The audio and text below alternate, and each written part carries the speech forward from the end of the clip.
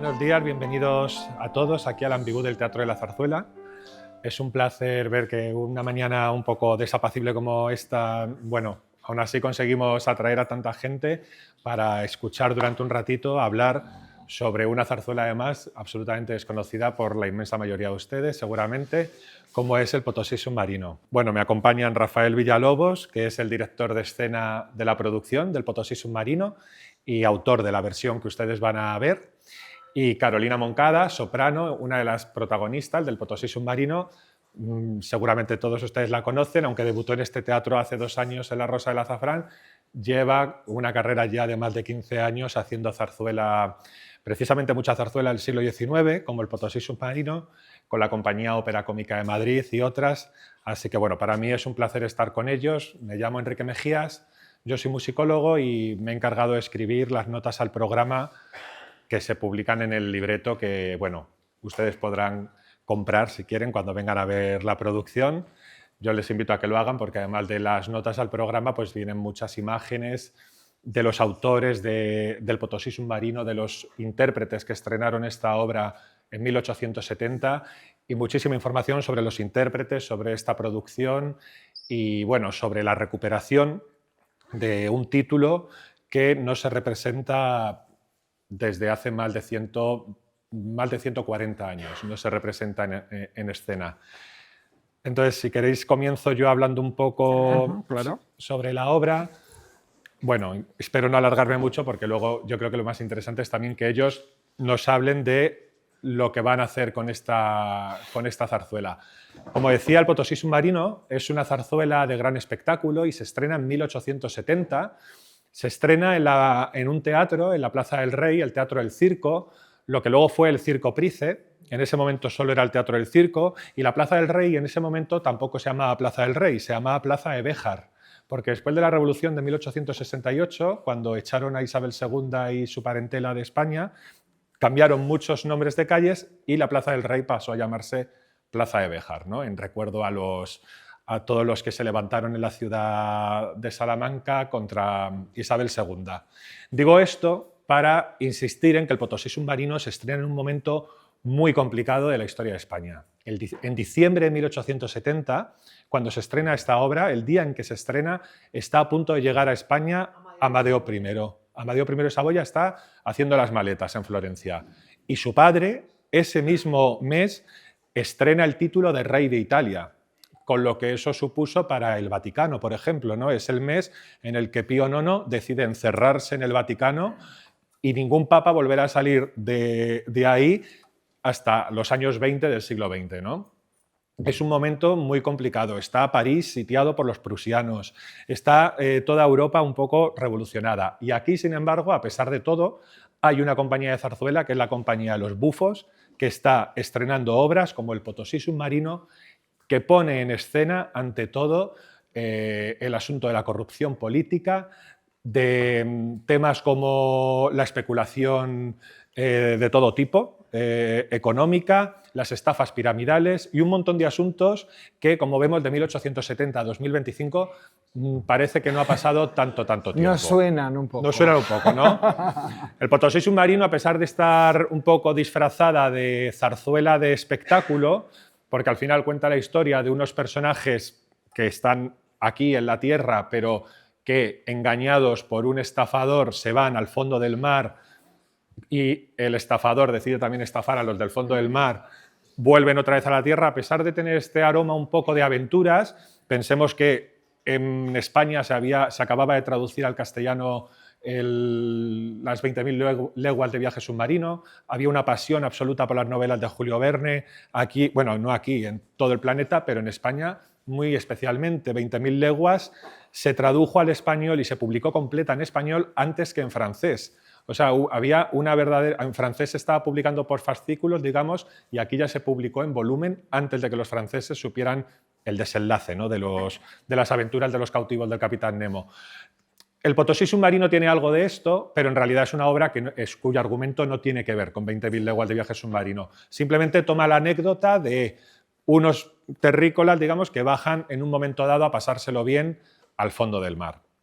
Entonces, sus autores son Rafael García Santisteban, el libretista, que era un diplomático, en ese momento un político, podríamos decir, como muchos libretistas de la compañía de los bufos, y el compositor era Emilio Arrieta. Emilio Arrieta todos lo conocemos por su zarzuela Marina, todos conocemos más la versión operística de Marina, que la estrenó precisamente 3 meses después que se estrenase el Potosí Submarino. El Potosí Submarino se estrena en diciembre del 70 y Marina fue la primera ópera cantada en español en el Teatro Real en marzo del 71.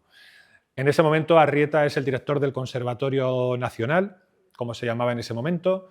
Era un hombre de muchísimo prestigio, de muchísimo poder en el establishment del sexenio democrático. Como digo, era el director del conservatorio y quizás por haber logrado estrenar Marina en el Real decidió que ya era hora de poner fin a su colaboración con esta compañía Los Bufos, que era una compañía de mala reputación. Digamos que la zarzuela, aquí quienes sean asiduos a este teatro, en los últimos años habrán tenido la suerte de ver muchas zarzuelas que desde 1850 la generación de compositores capitaneada por Barbieri, Gaztambide, Oudriz, hacían zarzuelas como, seguro que voy a mencionar títulos que se han hecho aquí en los últimos años: Los Diamantes de la Corona, de Barbieri, Jugar con Fuego, El estreno de un artista, de Gaztambide, El juramento, de Gaztambide, Galanteos en Venecia, de Barbieri. Son zarzuelas que desde 1850 empezaron a estrenar estos compositores jóvenes en ese momento con una intención de crear, por decirlo de alguna manera, una ópera nacional. Que el público de Madrid pudiese ir al teatro y escuchase cantar en su idioma óperas cómicas, óperas donde se alternaba la música con los hablados. Lo que pasa es que estos mismos autores, a la vez que estrenaban este tipo de zarzuelas, empezaron a estrenar otras zarzuelas con la misma compañía en el Teatro del Circo de la Plaza del Rey y después en esta sala que la inauguraron en 1856 precisamente Barbieri y Gaztambide, con dinero también de un cantante llamado Francisco Salas, importantísimo, y el libretista Luis Olona, levantaron este teatro para que se continuasen estrenando zarzuelas, como digo, en las que ellas veían una manera de acercarnos a la ópera nacional. En ese momento en el Real solo se cantaba en italiano. La compañía del Real era una compañía italiana y, como digo, el Real, desde que se inauguró en el 50, tuvieron que pasar 21 años para que se cantase una obra en español, que fue Marina, en el 71. Entonces, claro, los autores españoles estaban hartos y con su propio capital levantaron primero la empresa en el Teatro del Circo y luego este teatro en muy pocos meses para hacer zarzuelas. Lo que pasa es que al público esto de que todas las obras fueran obras sentimentales ambientadas en los tiempos de Felipe V, de Carlos III, como son Jugar con Fuego, como son Galanteos en Venecia, como son El juramento, bueno, pues el público también quería divertirse. Y hay en estos primeros 20 años de historia del género muchas zarzuelas que hoy en día no son tan conocidas, que son puramente cómicas. En ese momento se hablaba de zarzuela bufa. Eran zarzuelas donde no importaba tanto quizás la ambición operística de las partituras como que la gente saliese tarareando las melodías, que moviese los pies durante la función un rato y que al llegar al baile al día siguiente sonasen esos ritmos que había escuchado en el teatro la noche anterior. Es lo que en otros países se habla de la opereta. Aquí, bueno, pues se llamaba zarzuela por igual a la zarzuela más sentimental, más seria, más operística y a la zarzuela bufa. Como digo, hemos visto en este teatro muchas zarzuelas isabelinas de empaque. El juramento de Gaztambide, seguro que la recuerdan ustedes. Los Diamantes de la Corona, que fue una recuperación espectacular de José Carlos Plaza hace unos años, o Galanteos en Venecia. Pero también hemos tenido la suerte de ver alguna zarzuela bufa. Quizás recuerdan Los Sobrinos del Capitán Grant. Los Sobrinos del Capitán Grant es una zarzuela en la misma línea del Potosí Submarino. En ese caso sí que es más evidente el vínculo con la novela de Julio Verne, Los hijos del Capitán Grant, pero hemos visto también La Gran Duquesa de Gerolstein, de Offenbach, que vimos hace unos años aquí traducida al español precisamente con la traducción con que era representada por los bufos Arderius. Y llegamos ya a esta compañía. ¿Quiénes eran los bufos Arderius? Bueno, pues Arderius, Francisco Arderius, era un cómico, un caricato, como se decía en la época, que formaba parte de la compañía de este teatro, del Teatro de la Zarzuela. Y al público le caía muy bien. Era un hombre que cantaba fatal. Todas las crónicas dicen que su voz era terrible, pero tenía muchísima gracia. Era calvo y se ponía unas pelucas muy llamativas. Era siempre un personaje que el público estaba deseando que saliese a escena para reírse con él. Estaba garantizada la risa con Arderius y el tenor cómico Vicente Caltañazor. Eran casi una pareja cómica que ya hiciesen lo que hiciesen, como estuvieran ellos en el reparto, al público le iba a gustar. Pues Arderius empezó a tener tanto éxito que en el verano de 1865, cuando este teatro cerró por verano, le dijo a varios colegas de la compañía: oye, vámonos a París a ver qué tal nos lo pasamos por allí y vamos a representar algunas de estas zarzuelas divertidas de tema español que nosotros hacemos aquí con tanto éxito, a ver qué tal funciona eso. Llegaron a París y representaron zarzuelas en el Teatro de Varietés, un teatro importantísimo en ese momento en París, donde se acababa de estrenar La Bella Helena, de Offenbach. Entonces Arderius, cuando vuelve de Francia, dice: yo lo que tengo que hacer es lo que está haciendo Offenbach aquí en París, crear una compañía, allí se llamaba Los Bufos Parisinos, que de alguna manera lo que representemos sea exclusivamente obras para pasárselo bien, para que la gente se divierta. Y estrenó un primer título que se llamó El joven Telémaco, donde por su título ya ustedes habrán deducido que era una manera de tomarse en broma la Odisea. Cuenta las historias de Telémaco en la isla de la ninfa Calipso, y bueno, es una obra como La Bella Helena se tomaba en broma la Ilíada, pues el joven Telémaco se tomaba en broma la Odisea. Fue un exitazo y luego vamos a tocar un numerito del joven Telémaco precisamente porque si algo tuvo éxito de esta compañía también fue el grupo de chicas que sacaban de coristas en ese momento, luego hablaremos de ellas. Se gastaba mucho dinero en las puestas en escena, mucho dinero en el coro y el éxito fue absoluto. Desde 1866, los bufos madrileños, que luego pasaron a llamarse Bufos Arderius, fue la compañía de zarzuela más fastuosa que hubo en aquellos años en Madrid. Se gastaba el dinero en poner electricidad en las iluminaciones, que eso en ese momento era algo muy llamativo. El Potosí submarino, por ejemplo, tiene una escena, el final del segundo acto, que en el libreto pone que tiene que haber bengalas de colores, iluminación eléctrica, algo que en ese momento llamase mucho la atención del espectador. Se gastaba mucho el dinero en el vestuario también. No tanto en la tela, en el caso de las coristas, donde era más gastarse en el diseño y en la espectacularidad, ¿no? Si los bufos madrileños, es imposible que comprendamos fenómenos posteriores como la revista, como el astracán, como el esperpento, todo eso que nos resuena tan cercano y tan español, son hijos del cuplé también, son hijos de los bufos. El cuplé porque, y ahora vamos a pasar a hablar de ello, todas estas obras estaban llenas de alusiones a la política de su época. El Potosí submarino, más allá de una obra de espectáculo, que lo es, era una obra política. Era como después, como 20 años después sería La Gran Vía de Chueca y Valverde o El año pasado por agua.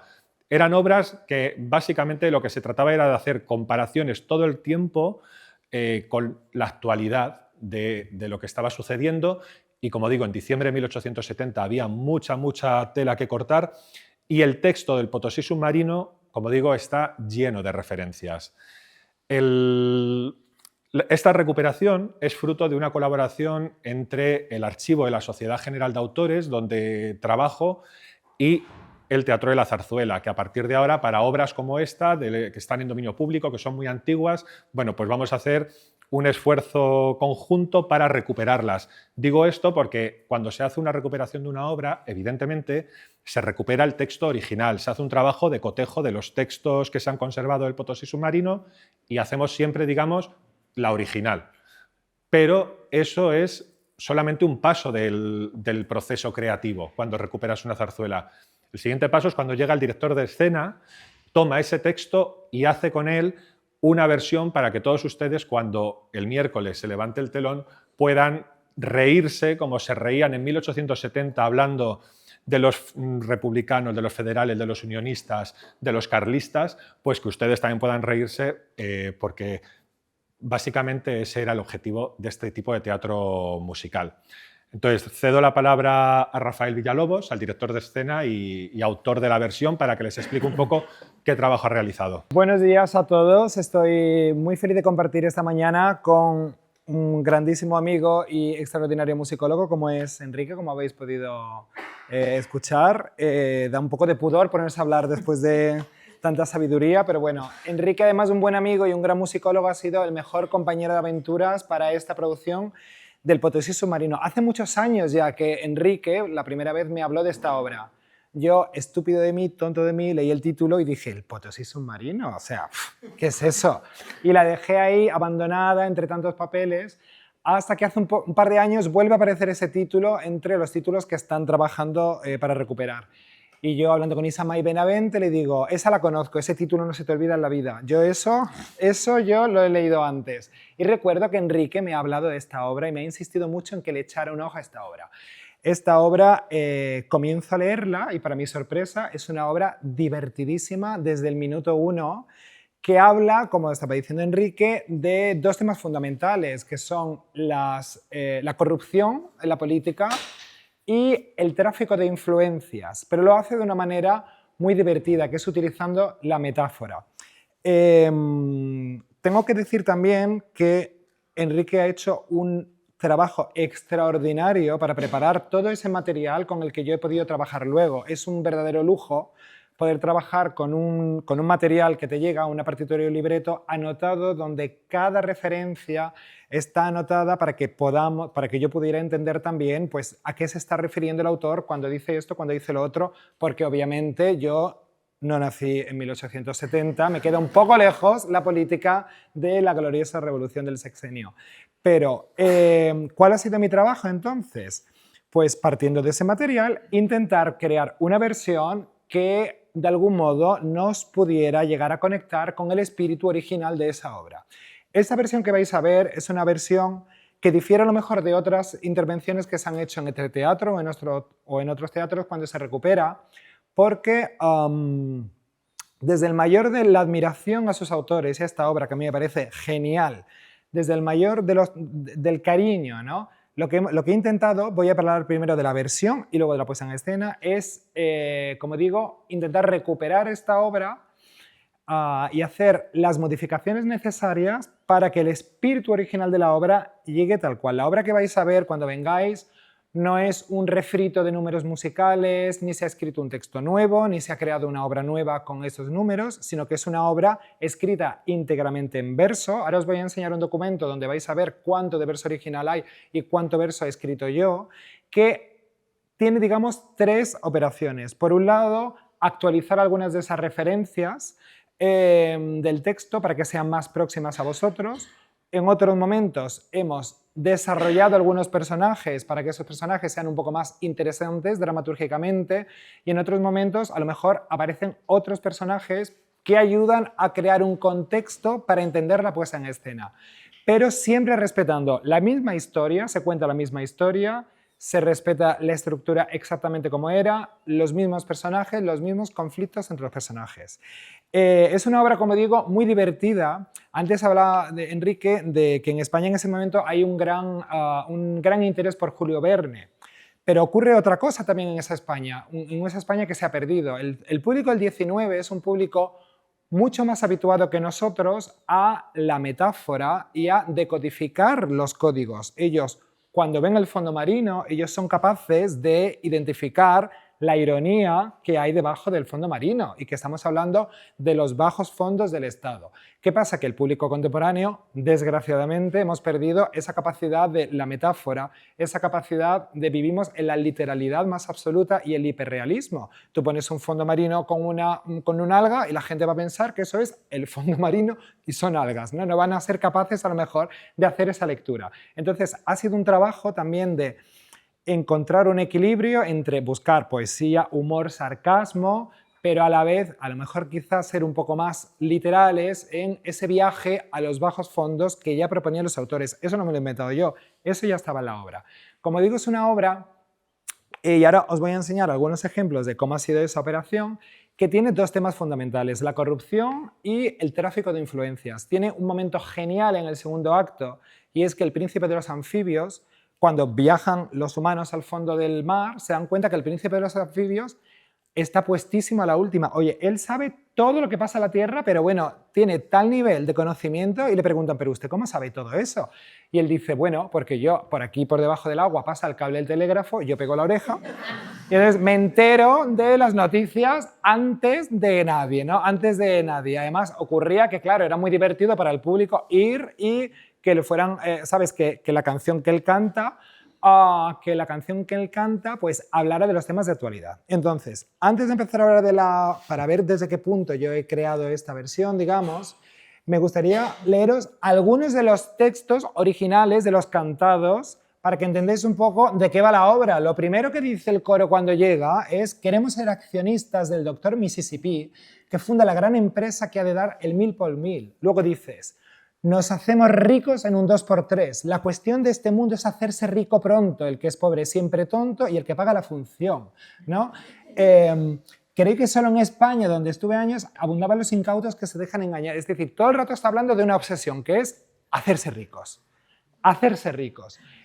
Y eso me llega a mí en un primer momento, conecto con un momento de la España reciente, que todos conocemos aquí, menos alguno que ha nacido un poco más tarde, que es el año 93, un año fascinante.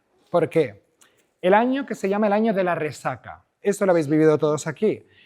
Muere Franco, los españoles nos ponemos las pilas, queremos construir entre todos una democracia a la altura de nuestros vecinos y todo el mundo hace, bueno, pues un equipo, ¿no? Nos ponemos todos a trabajar, se fundan instituciones, se funda el Reina Sofía, va creciendo el país, los abogados laboralistas trabajan muchísimo.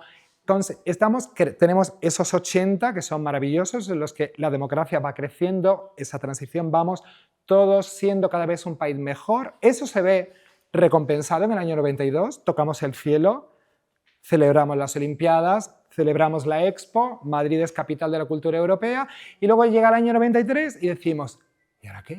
¿No? Todo este esfuerzo es como uno que estudia las oposiciones, el día después de las aprobadas, que dice, ¿y ahora qué? ¿No? Y entonces nos invade esa atmósfera de resaca y esa obsesión por hacernos ricos. Va a ser el momento donde comience verdaderamente la obsesión por el ladrillo, por el pelotazo, y es un año además, el 93, lleno de escándalos. Será el año en el que caiga Mario Conde con Banesto, comenzarán a investigar Ibercorp, Mariano Rubio, el que sería el presidente del Banco de España. Aparecen diferentes cuestiones, aparece el primer móvil en España, Moviline saca el primer móvil en España, aparecen un montón de cosas. Y de repente yo empiezo a ver muchos paralelismos entre esta España que está retratando el Potosí submarino, esta España de esa Isabel II que ha tenido que salir huyendo, y todas estas cosas de esta España en la que los españoles quieren, como dice el coro, hacerse ricos.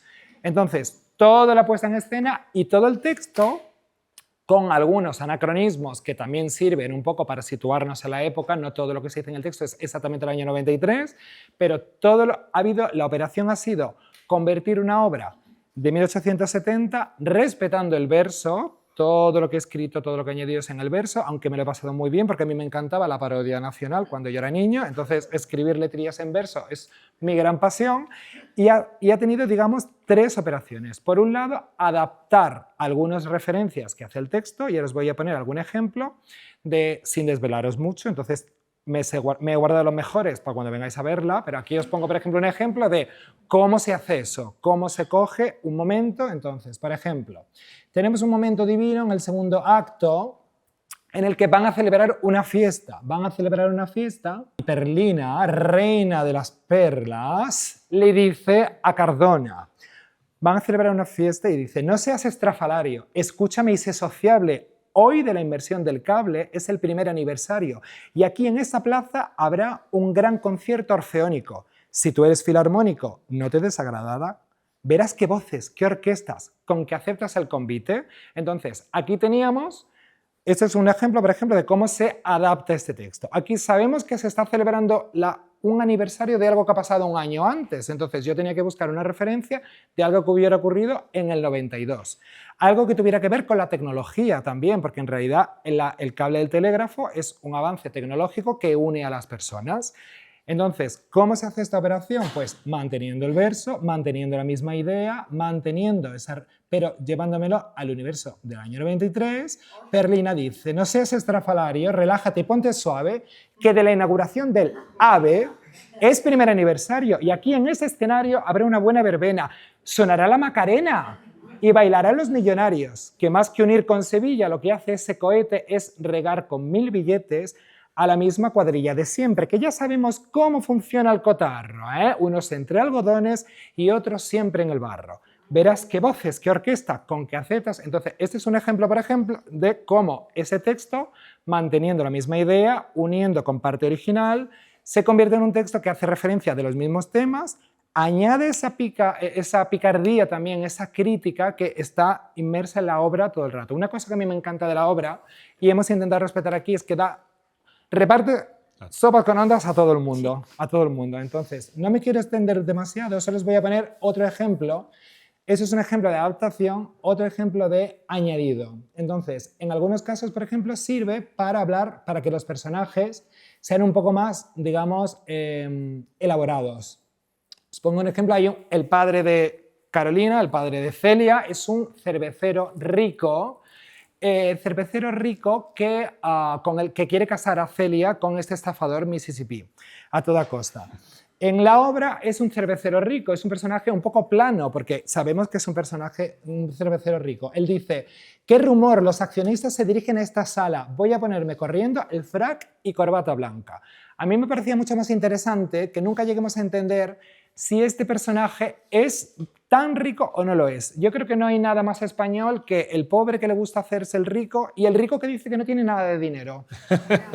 Que él, aunque haya heredado de la duquesa de Alba no sé cuántos palacios, él, oye, es que no tiene nada de dinero. Entonces, convertir ese personaje en un personaje mucho más rico, mucho más interesante, y aquí, partiendo de qué rumor los accionistas se dirigen a esta sala, voy a ponerme corriendo el frac y corbata blanca, que si el hábito hace el monje y a la monja la mortaja, que se vayan llenos de jamón y cerveza clara, que poco claro ve el mundo el que bebe en abundancia.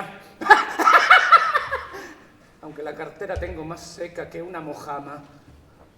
Ay, España de mi vida, qué difícil eres, patria. Eres como la cerveza, tan pronto fresca que amarga. Lo mismo luces tu expo o brillan tus olimpiadas, que aparecen dividendos donde menos lo esperabas. Y si no, que le pregunten a la banca catalana, ¿eh?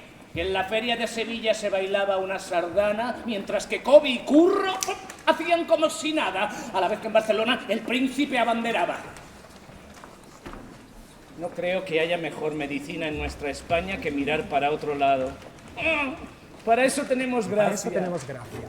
¿Quién mira el telediario si está farmacia de guardia? Entonces, estos son algunos de los ejemplos de cómo se ha hecho esta versión. Creo que a lo mejor podemos ahora hablar de otras cosas y luego... Sí, bueno, también es interesante decir las coplas del cable.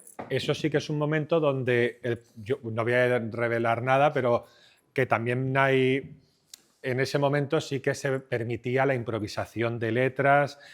O sea, que esto que ha comentado Rafa formaba parte de la forma de trabajar de los bufos arderius. Los libretos de estas obras normalmente están llenos de tachones, cambios, porque una obra como El Potosí se estrenaba en Madrid, pero rápidamente cuando llegaban, luego hacían gira por toda España. Es una obra que se hizo también en Manila, en Río de Janeiro, en Quito. Tenemos constancia de que se representó en toda Hispanoamérica, en Filipinas y por toda España. Y como se pueden imaginar, los añadidos, cambios, cortes estaban a la orden del día. Y aquí en este caso, por ejemplo, ahí sí que me he tomado yo una libertad poética o dramatúrgica. Os he dicho que hay muchos saltos anacrónicos, hay referencias a cosas que ocurrieron en el 95, en el 91, pero cuando Escamón va a cantar la canción del cable y dice, hombre, claro que aquí sabemos todo lo que pasa, ¿no? Aquí en el fondo marino, imagínate, por aquí pasa todo el mundo, nos enteramos de todo. Cuando él canta la canción del cable, aquí nos permitimos una licencia poética que es que Escamón viaja al año 2025.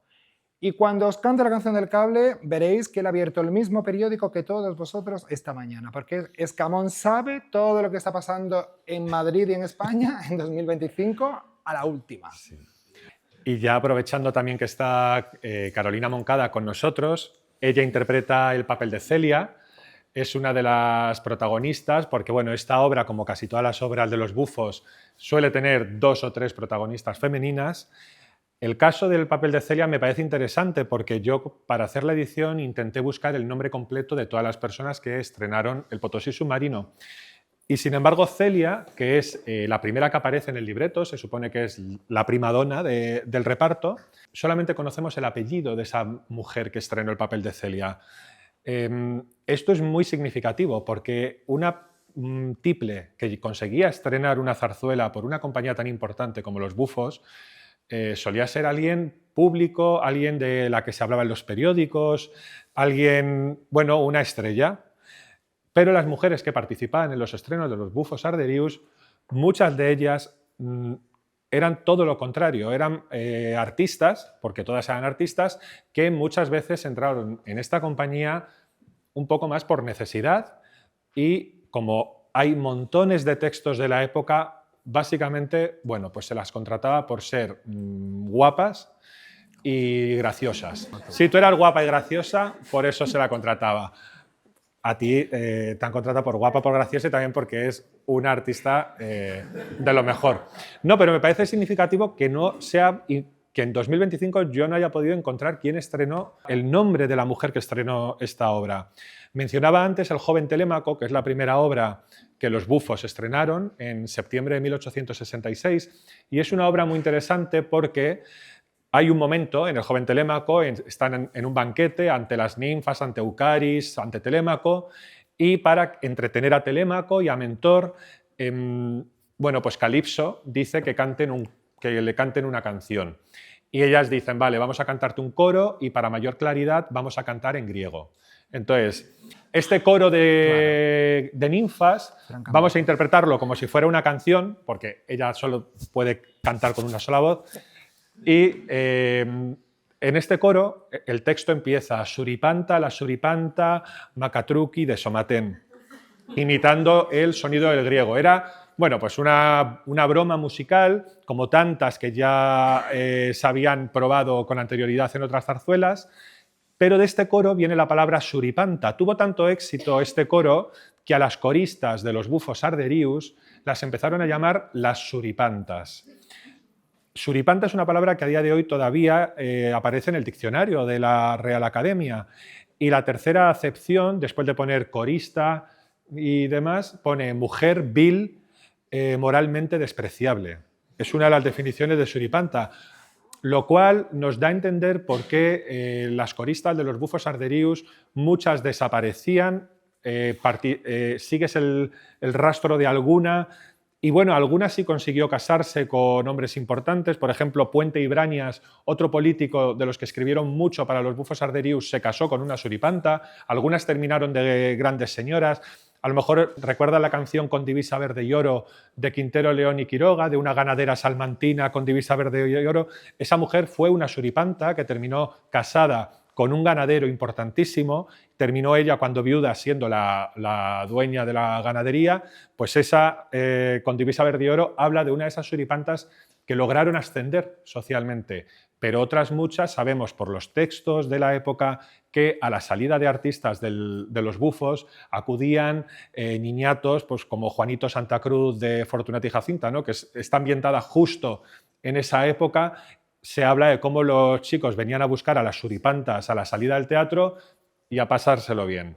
Esto era así. La compañía de los Bufos no terminaba en el teatro. Arderius fue pionero, editaba periódicos, editaba carteles con colorines, chillones para atraer al público a su teatro. Él fue pionero en todo eso. Arrendó un parque de atracciones que había en lo que ahora es la parte baja de la calle Serrano, los Campos Elíseos, donde había todo tipo de atracciones, montaña rusa, tiro al plato, y donde se aseguraba que las suripantas acudían bueno, pues para alternar con los que quisieran. Y había un baile dentro de este parque de atracciones que se llamaba el frenesí submarino. Tanto éxito tuvo el Potosí que meses después todavía uno de los bailes que pagaba Arderius se llamaba el frenesí submarino. Entonces vamos a cantar la canción de la suripanta, Carolina, y luego te preguntamos también sobre el personaje de Celia.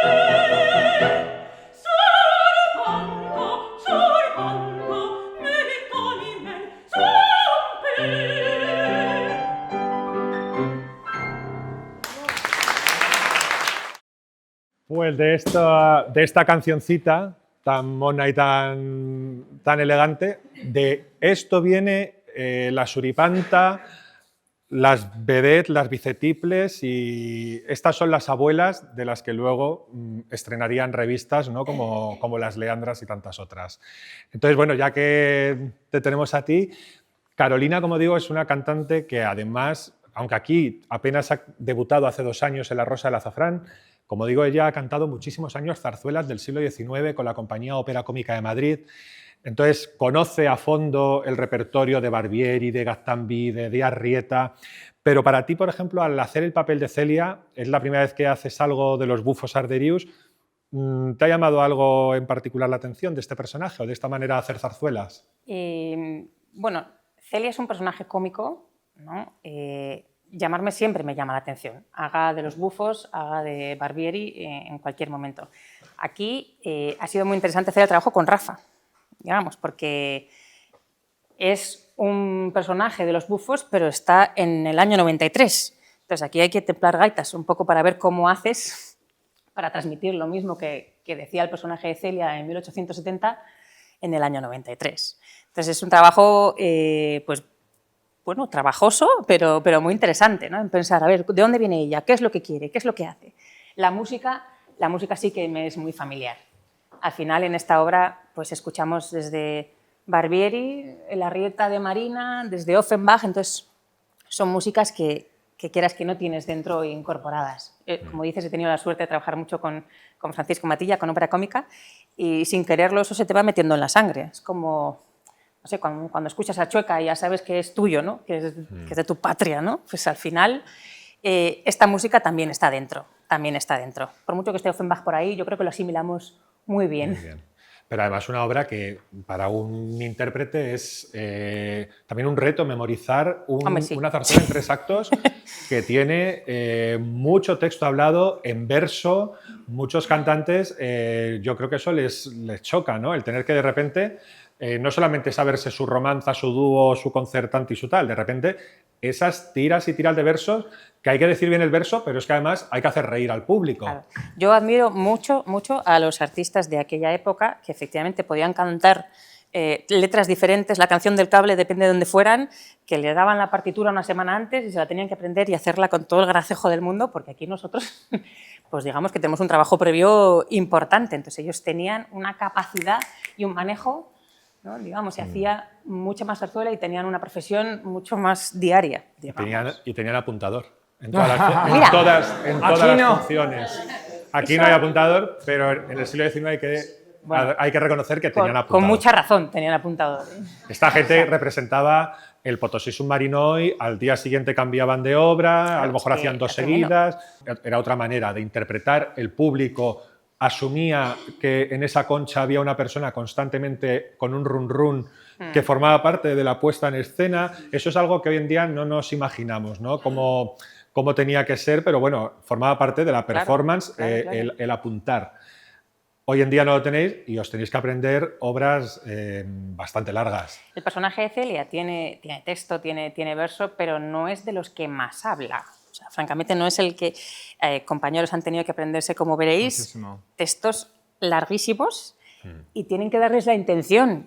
Porque claro, leer un texto en verso es complicado, pero ya si encima, como dice Enrique, tienes que hacer reír, tienes que tener la intención de trasladar al 93, perdón. Pues al final, espero que valoren el trabajo que supone. Bueno. No, yo espero que se diviertan, sí. Pues yo creo que para no alargarlo mucho más, podemos interpretar la canción con la que Celia sale a escena, ya es un número del Potosí Submarino, es la canción de la velocicosedora, porque las máquinas de coser estaban de moda en 1870, se acababan de patentar. En el Potosí Submarino se habla de telégrafo, de máquinas de coser, se habla del velocípedo, se habla de muchas cuestiones de la tecnología de su momento. Eso es algo que se verá reflejado en esta puesta en escena.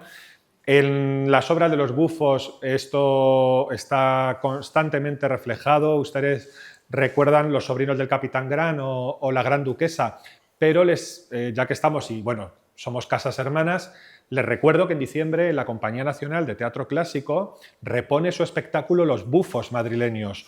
Los bufos madrileños es una obra que en realidad se titula Los órganos de Móstoles y es un papá que decide poner en anuncios por secciones a sus hijas para casarlas. En esta obra se habla de espiritismo, se habla también del tranvía. O sea, esto de poner en escena el mundo actual era lo que en realidad a la gente le hacía más gracia. Entonces vamos a hacer la canción de la velocicosedora, que es la canción cuando Celia sale al escenario por primera vez, reconociendo que tiene un amante muy tierno, ¿no? ¿Tú dirías que Celia es una suripanta desde el principio? Yo creo que es un personaje un poco mixto, ¿no? Ella se deja llevar un poco. Pero bueno, ella es una mujer que controla muchísimo y que controla a su padre. Maneja. Sí, sí. Después de esta canción llegará su novio, que es un madrileño que se llama Cardona, que es, bueno, se supone que es un personaje positivo, pero es otro golfo, como, ahí no se salva nadie. Como Mississippi. Y luego tienen un dúo, Celia y Cardona, a ritmo de Barcarola, que es Arrieta 100%. Ustedes van a descubrir... Muchos números van a decir, jolín con Arrieta, pues no era tan cursi como parecía en Marina, ¿no? De repente en esta obra demuestra una chispa y no sé, un ingenio también en el ritmo muy interesante. Vamos a hacer la canción de la velocicosedora, que yo creo que es uno de los números más llamativos de la partitura.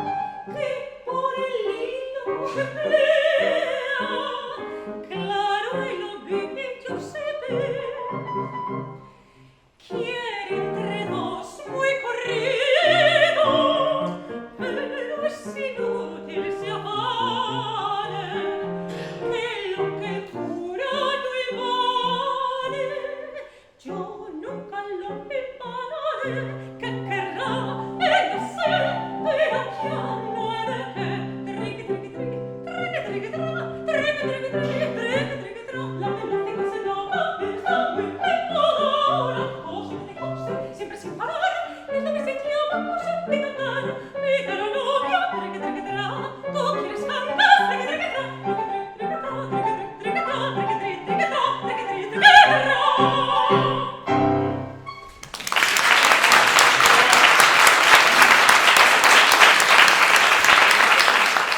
Bueno, pues les esperamos en el Potosí Submarino a todos. Muchas gracias.